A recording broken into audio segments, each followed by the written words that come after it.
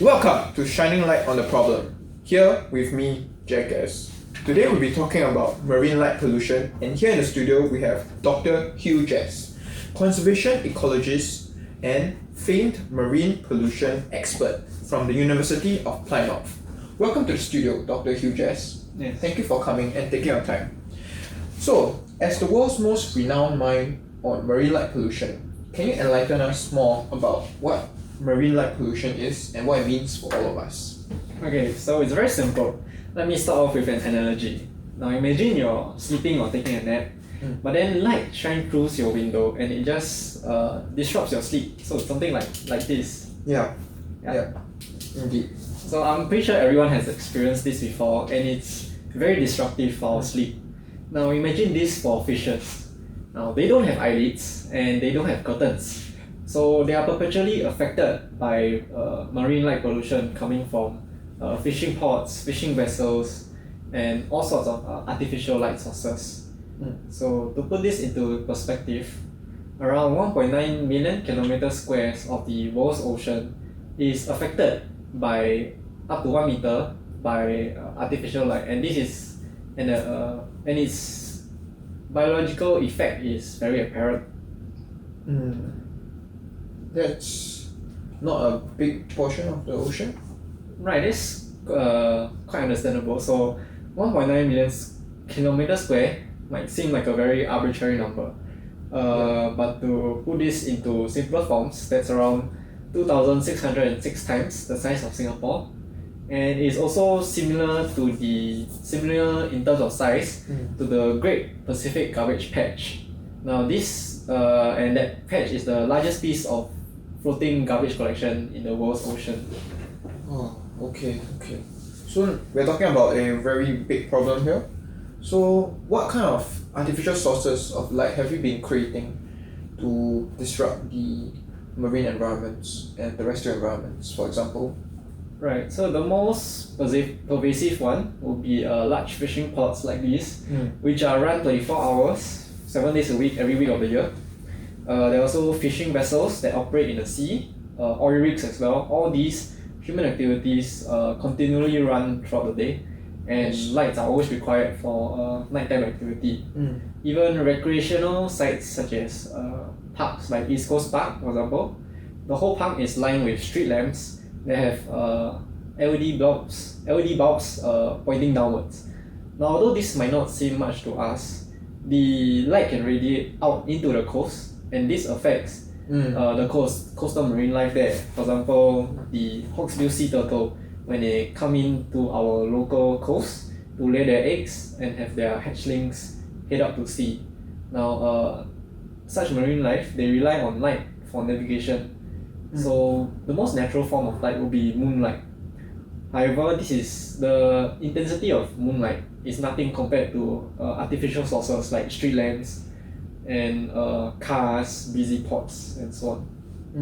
Indeed. So I know you have not talked about this, but I would like to talk about LED, and given how popular it is, I would imagine that it has a large effect on marine life as well.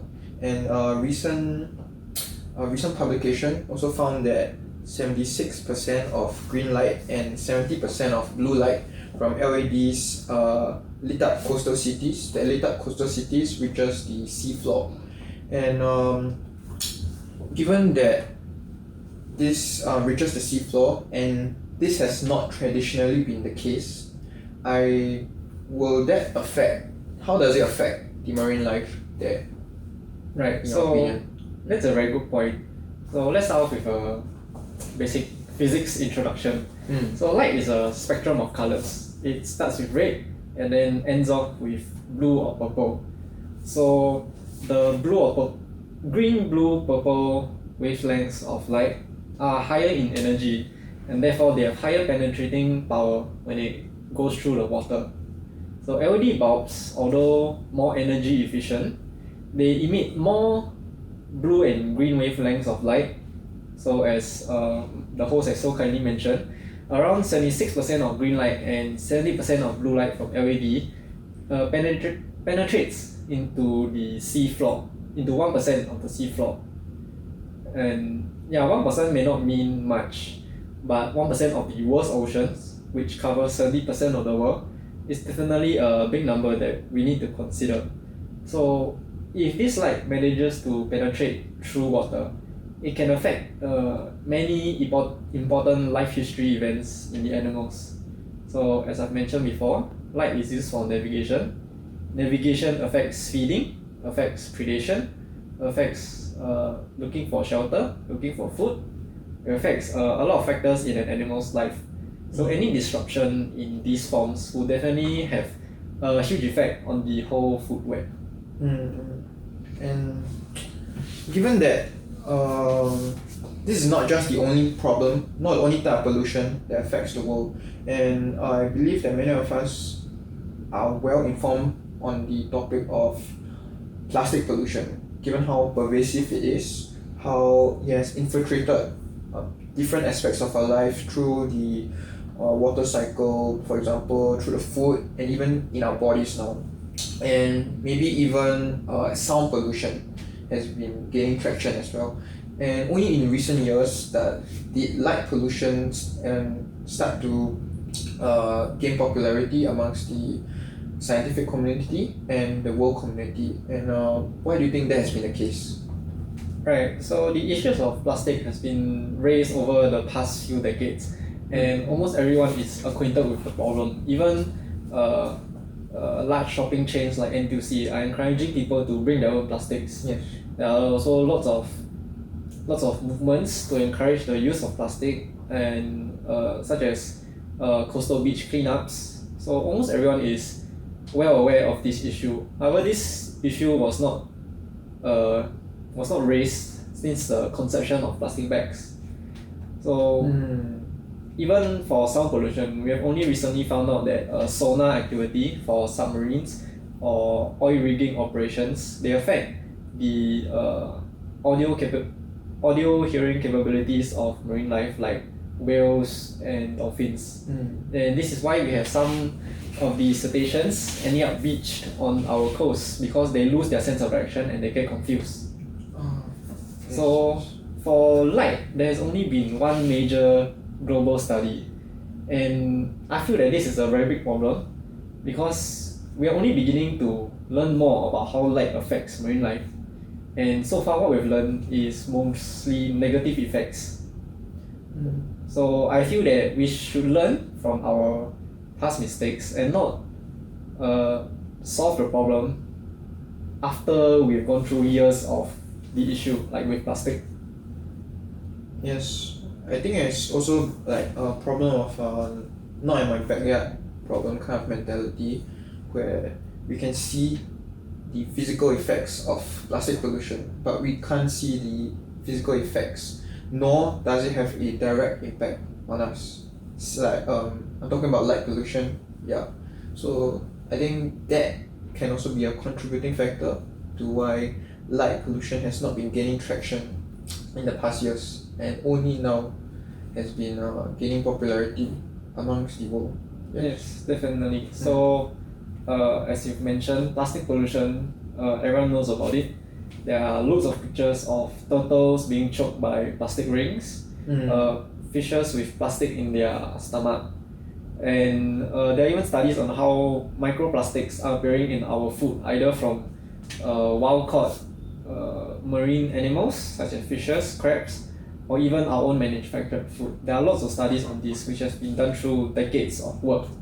However, light pollution is a bit more different because everyone benefits from light, but the negative effects of light are much less for us, and this is where the not in my backyard mindset comes in, the NIMBY mindset, because we don't see the effects, so we don't necessarily feel the effects.